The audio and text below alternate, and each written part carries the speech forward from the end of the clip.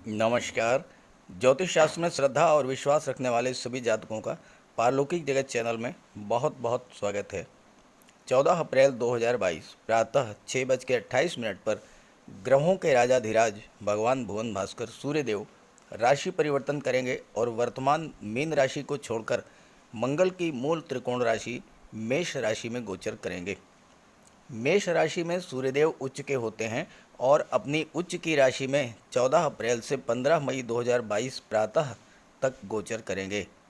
सूर्य आत्मा, पिता, शासन प्रशासन, उच्च सरकारी नौकरी, आत्मसम्मान और आत्मविश्वास के कारक होते हैं। साथ ही साथ सूर्यदेव मान सम्मान, पद और प्रतिष्ठा के भी कारक होते हैं। सूर्य के इस राशि परिवर्तन का तुला राशि के जातकों पर क्या प्रभाव पड़ेगा, इसी का विश्लेषण करेंगे इस वीडियो में।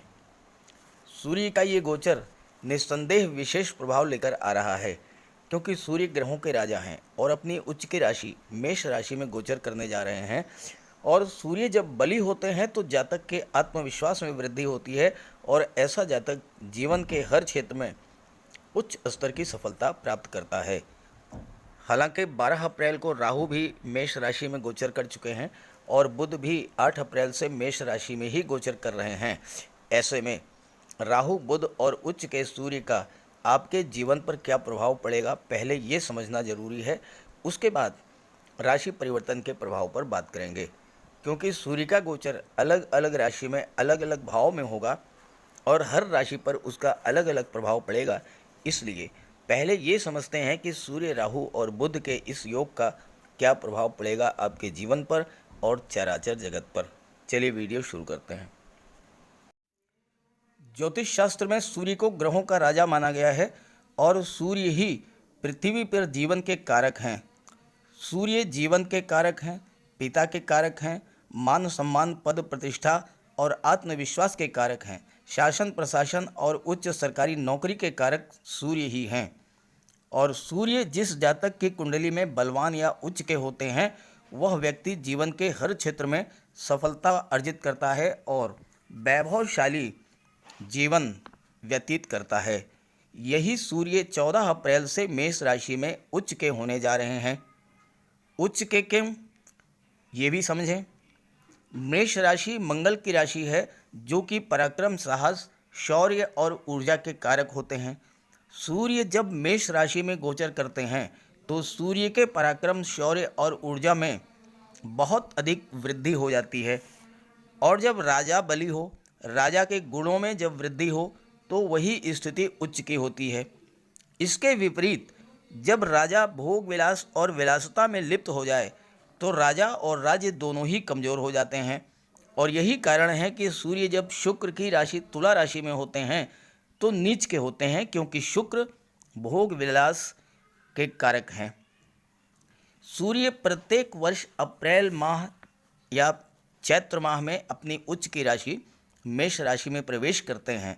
और ज्योतिष शास्त्र का कहना है कि सूर्य यदि कुंडली में उच्च के हों और विशेषकर 10 डिग्री के आसपास हों, तो जन्म कुंडली के अन्य ग्रहों से बनने वाले दुर्योगों पर ध्यान देने की आवश्यकता नहीं होती, क्योंकि अकेले ही सूर्य ही सर्वोत्कृष्ट राजयोग प्रदान करने में सक्षम हैं।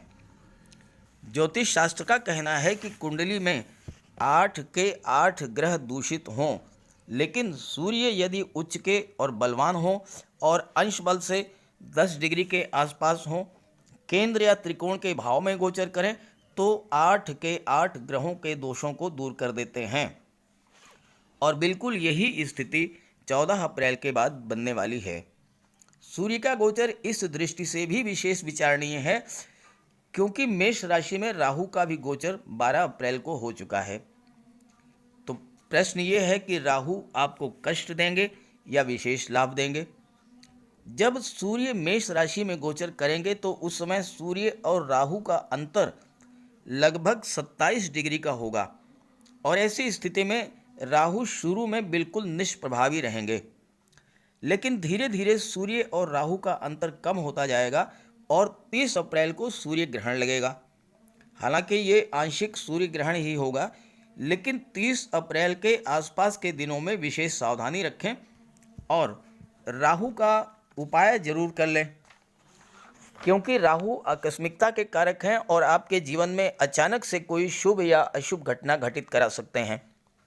हालांकि ये प्रभाव हर राशि के लिए अलग अलग होगा और ये इस बात पर निर्भर करेगा कि राहु का गोचर किस राशि में किस भाव में है। राहु का सर्वाधिक प्रभाव हमारे मस्तिष्क पर पड़ता है। राहु सीधे हमारे माइंड को प्रभावित करते हैं।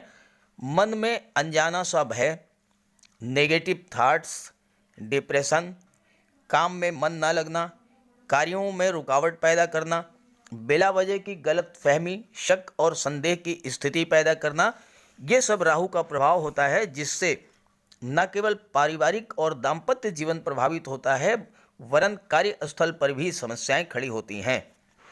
हालांकि 8 अप्रैल से 25 अप्रैल तक बुध का भी गोचर है और बुध आपकी बुद्धि, ज्ञान, सोचने समझने की क्षमता को इम्प्रूव करेंगे और आप राहु जन्य कष्टों से बचे रहेंगे। लेकिन 25 अप्रैल को बुध का गोचर वृषभ राशि में हो जाएगा। सूर्य और राहु की निकटता बढ़ेगी तो आपको विशेष सावधानी बरतनी पड़ेगी और उसके लिए राहु का उपाय जरूर कर लीजिएगा और सूर्य का भी उपाय कीजिएगा। इसके बारे में उपायों पर आगे चर्चा की गई है। तो चलिए बात करते हैं राशियों पर सूर्य के राशि परिवर्तन के प्रभाव के बारे में। तो ये है तुला राशि की जातकों की कुंडली। आपके लग्न के स्वामी हैं शुक्र और शुक्र कुंडली के पंचम भाव में मंगल के साथ युति बना रहे हैं और शुक्र के परम मित्र शनिदेव आपकी कुंडली के चतुर्थ भाव में स्वराशि में मकर राशि में गोचर कर रहे हैं और यहाँ शश महापुरुष राजयोग का निर्माण कर रहे हैं। इस पर आगे चर्चा करेंगे। सूर्यदेव की बात करें तो सूर्यदेव कुंडली के सप्तम भाव में गोचर कर रहे हैं बुध और राहु के साथ और देवगुरु का गोचर स्वराशि में है छठे भाव में। सूर्य सप्तम भाव में गोचर कर रहे हैं। सप्तम भाव दाम्पत्य सुख, लव रिलेशंस, व्यापार और पार्टनरशिप का होता है। सप्तम भाव आपके सोशल रिलेशंस और पब्लिक रिलेशंस का होता है, पब्लिक इमेज का होता है। अब यहाँ पर आपको थोड़ा सावधान रहना पड़ेगा क्योंकि सूर्य हैं और राहु हैं। सूर्य के प्रभाव से और राहु के प्रभाव से दाम्पत्य जीवन में छोटी मोटी बात को लेकर के अनावश्यक गलतफहमी पैदा होगी। छोटी मोटी बातों को तूल ना दें क्योंकि राहु का स्वभाव है कि तिल को ताड़ बना देते हैं। बात कुछ भी नहीं होती है लेकिन जरा जरा सी बात को लेकर के मन में एक अजीब सा अनजाना सा डर पैदा कर देते हैं, शक और संदेह की स्थिति पैदा कर देते हैं। दाम्पत्य जीवन में या लव रिलेशन या पार्टनरशिप में अलगाव की स्थिति पैदा कर देते हैं। तो यहाँ पर आपको सावधानी बरतनी पड़ेगी और सूर्य और राहु का उपाय कर लीजिएगा तो आपको लाभ होगा। लेकिन वहीं दूसरी तरफ सूर्य और बुध की दृष्टि पड़ेगी आपके लग्न पर और सूर्य शासन प्रशासन राजनीति के कारक हैं। बुध आपके ज्ञान, बुद्धि, विवेक, स्किल, कौशल, तर्क शक्ति, वाक शक्ति के कारक हैं और सूर्य और बुध की दृष्टि पड़ने से अगर आप शासन प्रशासन में हैं, राजनीति के क्षेत्र में हैं या व्यापार के क्षेत्र में हैं तो आपको बहुत बड़ा लाभ भी होगा। अब दूसरी बात जो सबसे महत्वपूर्ण है वो ये है कि अगर इस गोचर काल में आपका विवाह होता है, चूँकि शुक्र का गोचर 27 अप्रैल तक पंचम भाव में है और शुक्र की दृष्टि लाभ के भाव पर पड़ रही है, तो शुक्र विवाह और संतान का लाभ करा देंगे। संतान की भी प्राप्ति हो सकती है और विवाह भी आपका हो सकता है। अगर इस गोचर काल में संतान की प्राप्ति होती है, सूर्य के समान तेजस्वी होगी, बुध के समान बुद्धिमान होगी और विलक्षण प्रतिभा की धनी होगी वो संतान और उसके जन्म लेते ही आपका भाग्योदय हो जाएगा। सप्तम भाव से विवाह का विचार किया जाता है और विवाह के बाद आपका भाग्योदय होगा। विवाह के बाद जीवन में तरक्की, मान सम्मान और उच्च पद प्राप्त होगा। ये योग बन रहा है सूर्य बुध और राहु का। सप्तम भाव से पब्लिक रिलेशंस का विचार किया जाता है, पब्लिक इमेज का विचार किया जाता है, और आप अपनी छवि को लेकर बहुत ही सतर्क रहेंगे। खास करके अगर आप राजनीति के क्षेत्र में हैं, लोग आपके बारे में क्या सोचते हैं इसका ख्याल रखेंगे, और सूर्य के प्रभाव से आपको सरकार से लाभ मिलेगा। गवर्नमेंट सेक्टर में हैं आप, कोई गवर्नमेंट का प्रोजेक्ट है या किसी सरकारी योजना से आप जुड़े हुए हैं तो वहाँ से आपको लाभ मिलेगा।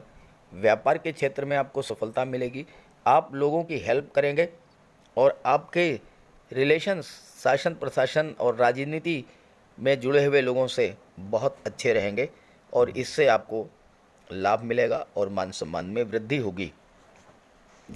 सूर्य एकादश भाव के स्वामी हैं, लग्न पर दृष्टि डाल रहे हैं और सप्तम भाव में गोचर कर रहे हैं, तो आपको हर तरह का लाभ दिलाएंगे।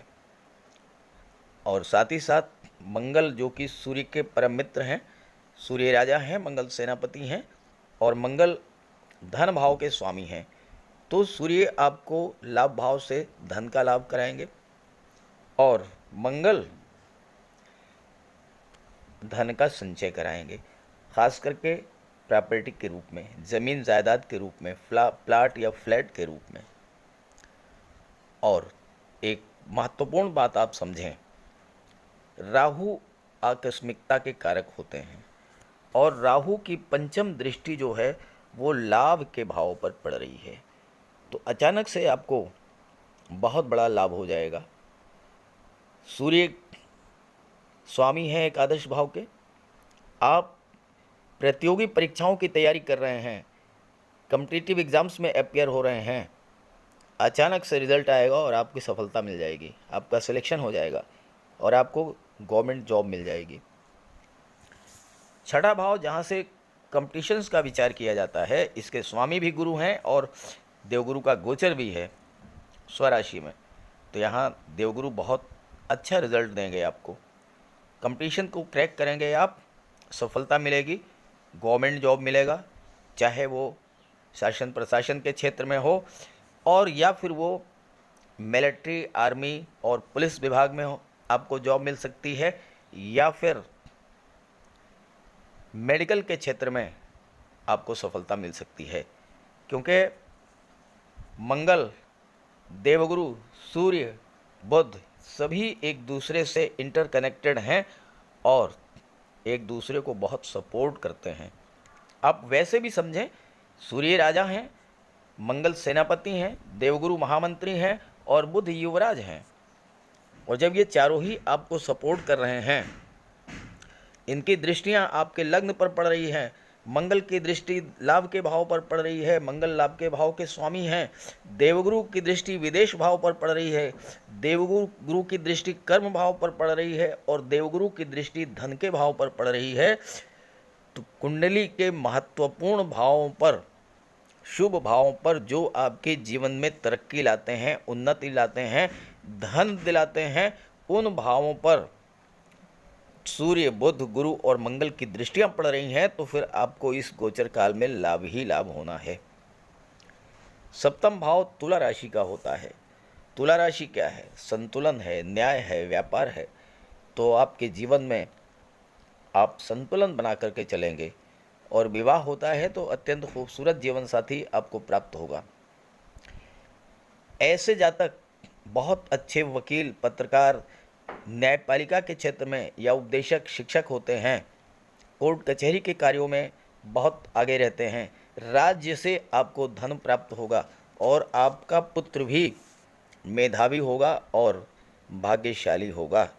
सूर्य असाधारण लाभ आपको दिला देंगे, अचानक से बहुत बड़ा लाभ आपको मिलेगा, चाहे वो धन के रूप में हो, चाहे वो गवर्नमेंट जॉब के रूप में हो, चाहे कोर्ट कचहरी में विजय के रूप में हो या किसी अन्य रूप में हो, प्रॉपर्टी की प्राप्ति हो, पैतृक संपत्ति की प्राप्ति हो, इन सभी क्षेत्रों से आपको बहुत अच्छा लाभ मिलने वाला है।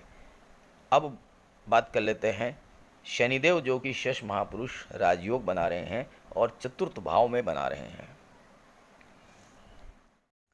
शनिदेव के बारे में चर्चा करने से पहले बुध के बारे में बात कर लेते हैं, जो कि सूर्य के साथ बुधादित्य राजयोग बना रहे हैं। और बुधादित्य राजयोग अत्यंत श्रेष्ठ राजयोग बनता है और सप्तम भाव व्यापार का होता है, तो बुध आपको उत्तम कोटि का व्यवसायी बना देंगे। खास करके अगर आप ब्याज बट्टा गिरवी का कार्य करते हैं, कमीशन का कार्य करते हैं, या कम्युनिकेशन और कंप्यूटर के क्षेत्र से जुड़े हुए हैं, ब्रोकरेज का कार्य करते हैं, पत्रकारिता और सोशल मीडिया के क्षेत्र से, संचार क्षेत्र, या फिर आपकी कोई आढ़त है, आप सेल्समैन हैं, या ड्राइंग पेंटिंग का कार्य करते हैं, इन संबंधित इन कार्यों से, इनके व्यापार व्यवसाय से आपको लाभ होगा। और बुध 12वें भाव के स्वामी हैं, तो विदेशी व्यापार से भी आपको बहुत बड़ा लाभ होगा। आयात निर्यात के क्षेत्र में आपको उच्च स्तर की सफलता दिला देंगे बुध। और बुध के प्रभाव से आप लीगल एडवाइज़र हो सकते हैं, या वकालत के क्षेत्र में भी आप बहुत प्रभावशाली भूमिका में होंगे। वैवाहिक जीवन सुखद रहेगा और ज़्यादा संभावना इस बात की है कि कार्यस्थल पर ही आप जीवन साथी का चयन कर लें। बुध व्यापार और मैनेजमेंट के क्षेत्र में आपको बहुत आगे ले जाएंगे। स्वभाव से मृदुभाषी और वेल कल्चर्ड होने के कारण आपको उत्तम जीवन साथी भी प्राप्त होगा, और जीवन साथी आपकी बुद्धि और जॉली नेचर से प्रभावित रहेगा। अब बात कर लेते हैं शनिदेव के बारे में। शनिदेव आपकी कुंडली में चतुर्थ भाव में स्वराशि में गोचर कर रहे हैं, और शश महापुरुष राजयोग बहुत ही श्रेष्ठ राजयोग होता है, और जिस जातक की कुंडली में ये राजयोग बन जाता है उस जातक को जीवन में उच्च स्तर की सफलता दिलाता है। शनि की दृष्टि आपके दशम भाव पर पड़ेगी, कर्म क्षेत्र पर, तो जो जातक रियल एस्टेट, प्रॉपर्टी डीलिंग या कंस्ट्रक्शन के कार्यों से जुड़े हुए हैं उन्हें बहुत अच्छी सफलता मिलेगी शनि के प्रभाव से। शनि अष्टम भाव के कारक होते हैं, और अष्टम भाव आयु का होता है। शनि राजयोग बना रहे हैं तो आपकी आयु में भी वृद्धि करेंगे और आपको रोगों से बचाएंगे। दूसरी बात, अगर आप भूमि के नीचे के पदार्थों का व्यापार व्यवसाय करते हैं, petroleum, diesel, gas, mines, minerals, medicine, scrap, rubber या ट्रांसपोर्ट, टूरिज़्म के क्षेत्र से आप जुड़े हुए हैं, तो यहाँ भी शनि आपको बहुत बड़ा लाभ देने वाले हैं।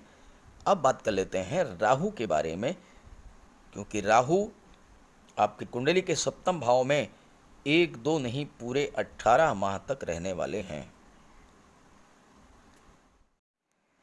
कोई भी ग्रह अगर खराब भाव में हो और वो राशि परिवर्तन करके अच्छे भाव में आ जाए तो स्वाभाविक तौर पर बहुत अच्छा रिजल्ट देता है। अब आप यहाँ देखिए, अभी तक राहु का गोचर कुंडली के अष्टम भाव में था, वृषभ राशि में। 12 अप्रैल को राहु अष्टम भाव से निकल करके सप्तम भाव में मेष राशि में आ गए। तो अष्टम से सप्तम में जब आए तो स्वाभाविक है कि बेहतर रिजल्ट्स आपको देंगे। नए आइडियाज़, नए थॉट्स, नए विचार आपके मन में आएंगे, जिसका प्रयोग आप अपने व्यापार व्यवसाय को बढ़ाने में कर सकते हैं। और राहु एक्सट्रीम को शो करते हैं, आप थोड़े से संतुष्ट नहीं होंगे, व्यापार को नई ऊंचाइयों पर ले जाएंगे। हालांकि राहु शक और गलतफहमी जरूर पैदा करते हैं, तो राहु का उपाय कर लीजिएगा। और राहु की दृष्टि, जैसा मैंने अभी बताया कि लाभ के भाव पर पड़ेगी, तो राहु सर्वाधिक लाभ प्रदान करते हैं। अचानक से बहुत बड़ा लाभ आपको होगा, अचानक से मोटा पैसा मिलेगा आने वाले 18 महीनों में। ख़ास करके जो जातक मल्टीनेशनल कंपनीज़ में हैं, या इंटरनेट से जुड़े हुए हैं, या सॉफ्टवेयर से जुड़े हुए हैं, इन जातकों के लिए बहुत बढ़िया रिजल्ट रहेगा। राहु के प्रभाव से विपरीत परिस्थितियों को अपने पक्ष में मोड़ लेने की कला आपके अंदर होगी।